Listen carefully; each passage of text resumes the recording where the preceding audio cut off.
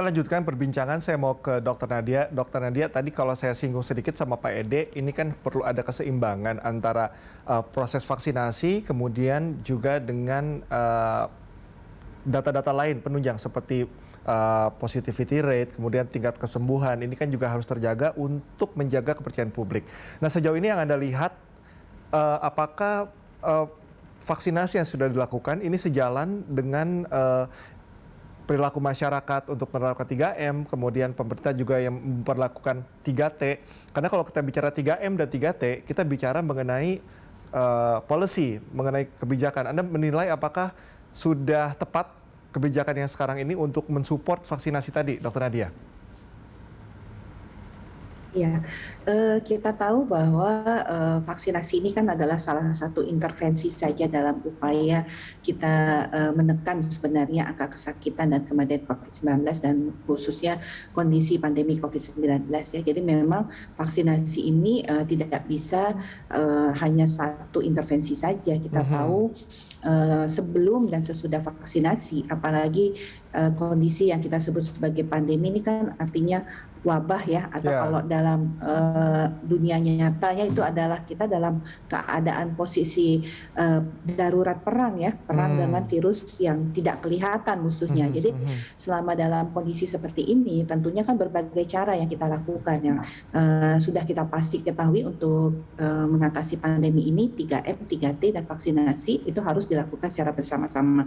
Dan memang ini menjadi tantangan untuk bagaimana masyarakat menerapkan protokol kesehatan itu semakin disiplin setelah vaksinasi. Dan kita tahu kemarin kan kita juga sudah mendengar ada varian baru dari virus COVID-19 yang artinya upaya untuk 3M ini justru harus semakin kita tingkatkan setelah kita vaksinasi. Dan ini memang yang harus kita sampaikan terus-menerus dan kita edukasi kepada masyarakat supaya masyarakat jangan berpikir nanti setelah vaksinasi saya tidak perlu 3M dan 3T.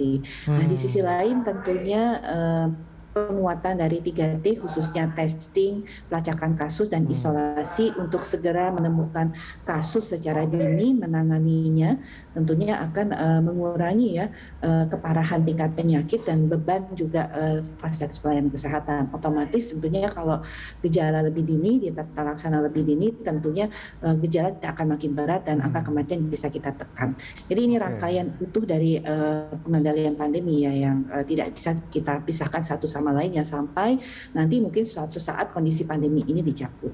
Oke, saya mau ke Pak Ede. Pak Ede, sampai di titik mana vaksinasi itu betul-betul bisa optimal atau efektif dalam mengurangi tingkat penyebaran COVID? Vaksinasi itu efektif. Pertama adalah vaksinasinya dilaksanakan dengan benar ya. Kemudian jumlah yang divaksin itu terpenuhi minimal 70%. Ini harusnya.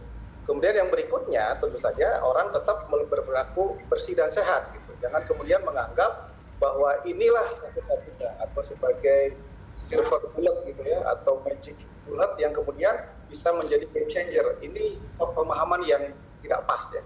Tapi harus semuanya dilakukan ya. Perubahan perilaku kemudian dikuatkan di level sel antibodi kita dengan vaksinasi. Jadi ini harus bersama-sama.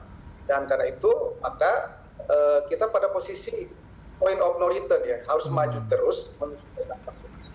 Tapi dalam yang sama masyarakat juga harus melakukan 3M. Ini yang berat ya.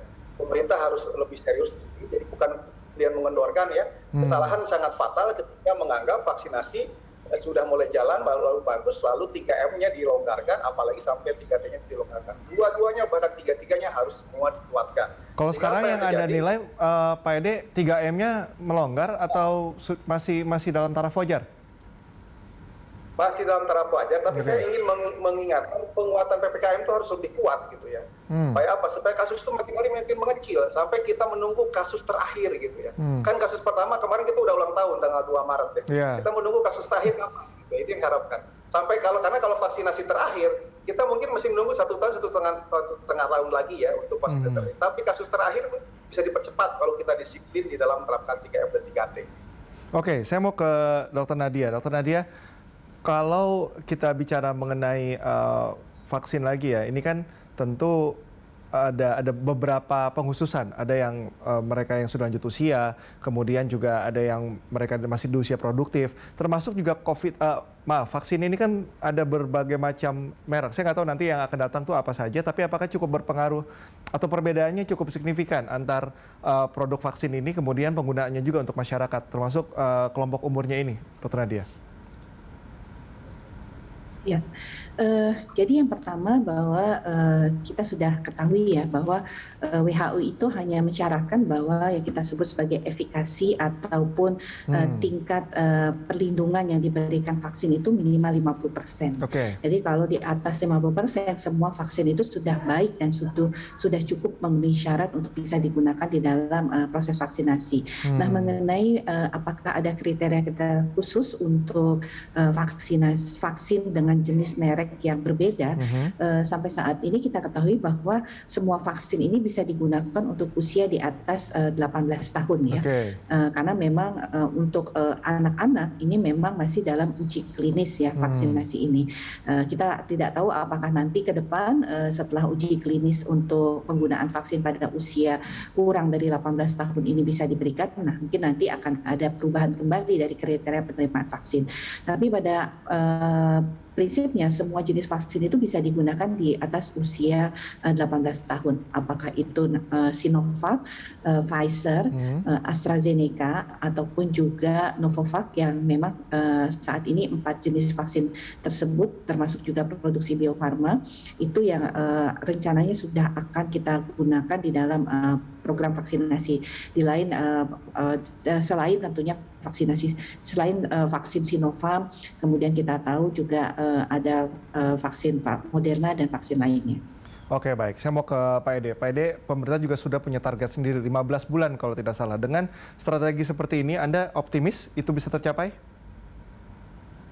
Yang harus kita yakinkan adalah ya, akan optimis kalau ya 100.000 itu tenaga vaksinatornya itu kemudian dilengkapi dengan 400 berikutnya, 100.000-nya. Kemudian kita akan memiliki tempat yang setidak-tidaknya juga 100 ribuan untuk dapat 1 juta sehari ya. Karena itu hanya 100 orang per tempat. Nah, ini yang barangkali harus dikawal karena kalau tempat vaksinasi timnya tidak terbentuk, kemudian yang misalnya nanti mohon maaf ya Bu Nadia meleset produksi vaksinnya itu ternyata telat. Nah, ini yang akan membuat persoalan jadi delay. Jadi di dalam informasi Puskesmas itu bukan sekedar disediakan, tapi kita harus meyakinkan bahwa ini dilaksanakan dengan benar. Dan itu proses pengawasan, proses monitoring, masukan dari berbagai pihak, termasuk pemberitaan yang benar dari media ya untuk menyampaikan bahwa ada masalah, ini juga penting selalu untuk dilakukan. Sehingga apa? Kita serius terus, karena ini posisinya tidak bisa ditawar lagi. Kira-kira begitu. Oke, mungkin terakhir dari Dr. Nadia, mungkin saya ingin Dr. Nadia meyakinkan lagi, memberikan edukasi lagi kepada masyarakat.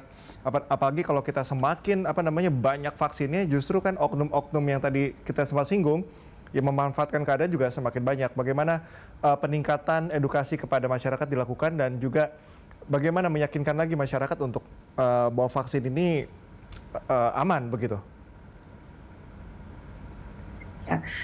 Kita tahu bahwa vaksinasi ini kan sudah digunakan dari dulu kala nih sebenarnya ya. Kita lihat bahwa program vaksinasi yang kita berikan kepada khususnya bayi dan balita untuk mencegah berbagai macam penyakit itu sudah betul-betul memperlihatkan ya bagaimana efek proteksi perlindungan daripada vaksin. Nah, tentunya pada saat ini di masa pandemi COVID-19 dengan kita melaksanakan program vaksinasi ini, kita harapkan bahwa masyarakat untuk ikut serta dan pada waktunya menerima vaksin ini, karena upaya kita untuk keluar dari pandemi, karena kita sudah merasakan bagaimana kita kehilangan keluarga, teman, sahabat, bahkan juga kehilangan pendapatan, pekerjaan, juga waktu untuk berkumpul, beribadah bersama, ini sudah kita rasakan semua. Sehingga untuk kita bisa keluar dari situasi ini, maka keikutsertaan seluruh tentunya masyarakat untuk bisa menyukseskan vaksinasi ini dengan turut serta berpartisipasi, ini menjadikan kunci bahwa vaksin ini akan menjadi salah satu upaya untuk kita keluar dari pandemi COVID-19. Vaksin ini sangat aman dan kami menghimbau masyarakat jangan mudah percaya pada hoax ya, karena ratusan hoax yang ada terkait vaksin ini, silahkan untuk mencek dulu sebelum men-sharing informasi-informasi yang mungkin sifatnya itu adalah hoax, sehingga tentunya akan mempengaruhi persepsi dan tentunya informasi yang tidak benar ini di dalam masyarakat. Oke, baik. Terima kasih Dr. Nadia dan juga Pak Ede untuk kebersamanya hari ini. Salam sehat selalu.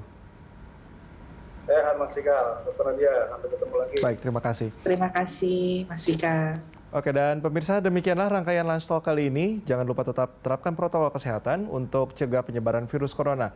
Atas nama seluruh kru yang bertugas, saya Cikal Mutazam pamit undur diri. Terima kasih. Sampai jumpa.